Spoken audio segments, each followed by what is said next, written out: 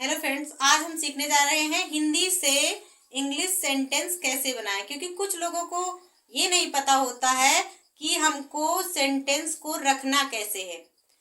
हमको स्ट्रक्चर पता होता है कि यहाँ सब्जेक्ट रखना है, वर्ब रखना है और फिर उसके बाद में ऑब्जेक्ट रखना है। फिर भी हम उसको अच्छे से नहीं रख पाते और इसी वजह से सेंटेंस गलत हो जाते हैं।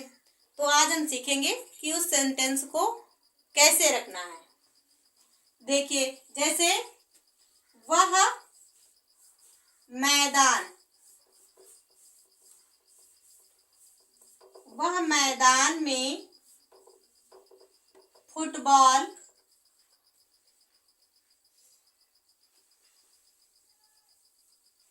खेल रहा है।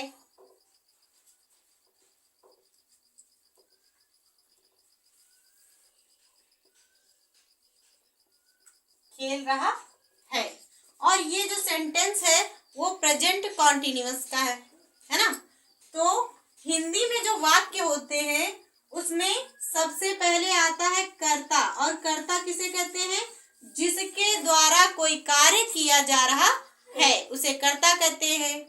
और इसके बाद में आएगा कर्म, है ना।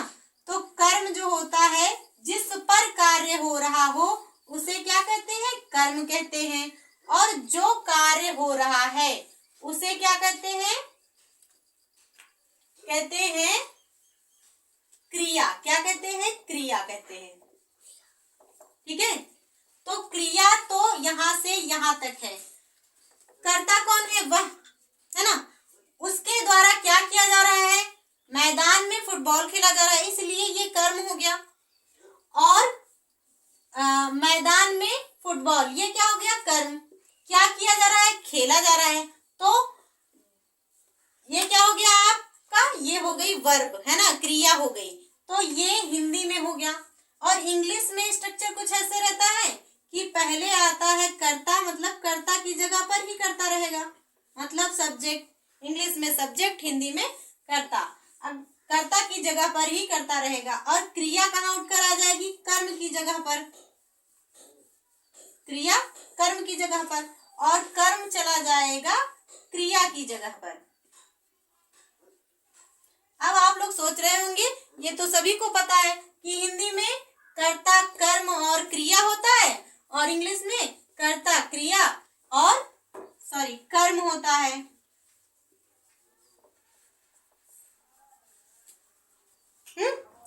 तो इसमें अलग क्या बात है ना। तो वही अलग बात हम बताने के लिए ही आए हैं। तो वह मतलब ही। अब देखिए, सब्जेक्ट रखने के बाद हम क्या करेंगे? पीछे से चलेंगे। ये दिख रहा है ना आप लोगों को? खेल रहा है इज। खेल रहा, प्लेइंग।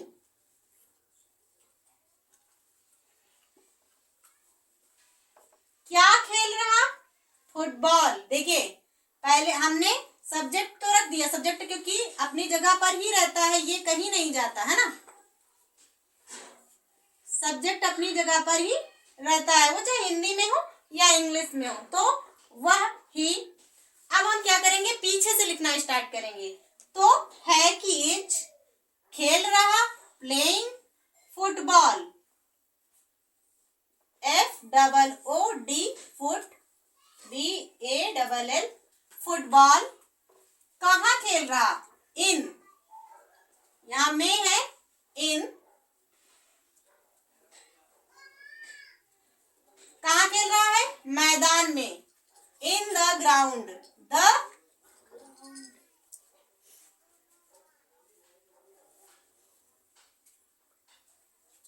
ग्राउंड।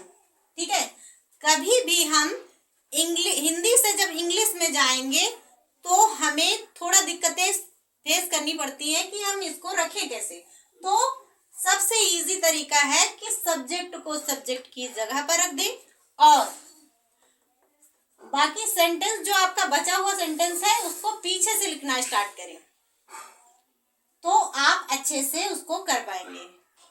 ये आपका है, he is playing football in the ground। कभी कभी क्या होता है फुटबॉल पहले लिखें या इन द ग्राउंड पहले लिखें, मतलब फुटबॉल की स्पेलिंग लिख दें या फिर में और मैदान की। कभी कभी ऐसा होता है बच्चों में कि में बाद में रखते हैं, ग्राउंड पहले रख देते हैं, फुटबॉल सबसे लास्ट में कर देते हैं, है ना। तो ये सारा कंफ्यूजन ना क्रिएट हो, इसकी वजह से ऐसे आप बनाएं, पहले सब्जेक्ट को रख दें, उसके बाद में पीछे से सेंटेंस को बनाना स्टार्ट करें और देखिए आपका सेंटेंस बन जाएगा। धन्यवाद।